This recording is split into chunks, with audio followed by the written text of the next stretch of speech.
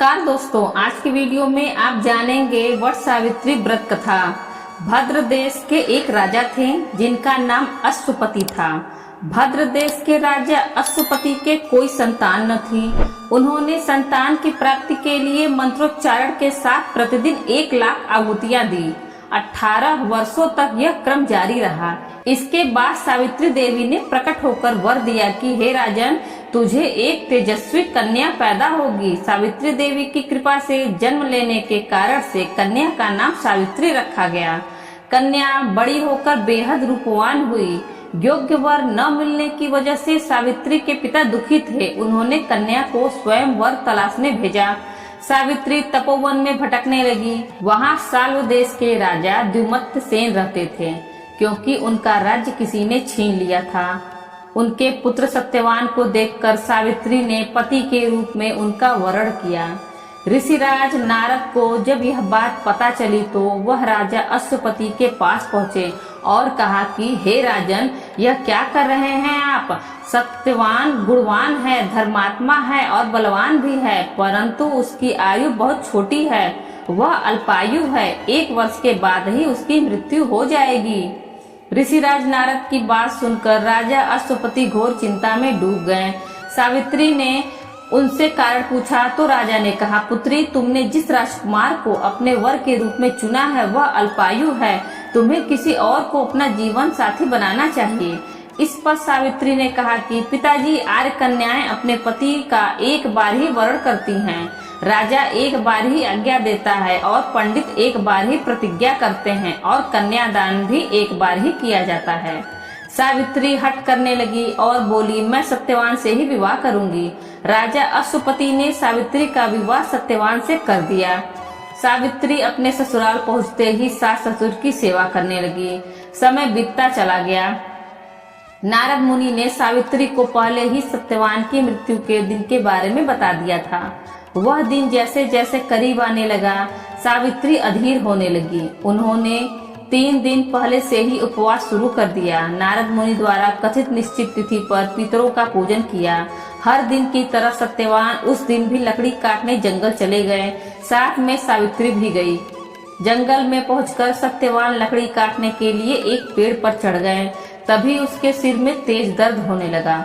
दर्द से व्याकुल सत्यवान पेड़ से नीचे उतर गए। सावित्री अपना भविष्य समझ गई। सत्यवान के सिर को गोद में रखकर सावित्री सत्यवान का सिर सहलाने लगी। तभी वहां यमराज आते दिखे। यमराज अपने साथ सत्यवान को ले जाने लगे। सावित्री भी उनके पीछे पीछे चल पड़ी। यमराज ने सावित्री को समझाने की कोशिश की कि यही विधि का विधान है, लेकिन सावित्री नहीं मानी। सावित्री की निष्ठा और पति परायणता को देखकर यमराज ने सावित्री से कहा कि हे देवी, तुम धन्य हो, तुम मुझसे कोई भी वरदान मांगो। सावित्री ने कहा कि मेरे सास ससुर वनवासी हैं और अंधे हैं, उन्हें आप दिव्य ज्योति प्रदान करें। यमराज ने कहा, ऐसा ही होगा, जाओ अब लौट जाओ। लेकिन सावित्री अपने पति सत्यवान के पीछे पीछे चलती रही। यमराज ने कहा, देवी तुम वापस जाओ। सावित्री ने कहा, भगवान, मुझे अपने पतिदेव के पीछे पीछे चलने में कोई परेशानी नहीं है। पति के पीछे चलना मेरा कर्तव्य है। यह सुनकर उन्होंने फिर से उसे एक और वर मांगने के लिए कहा।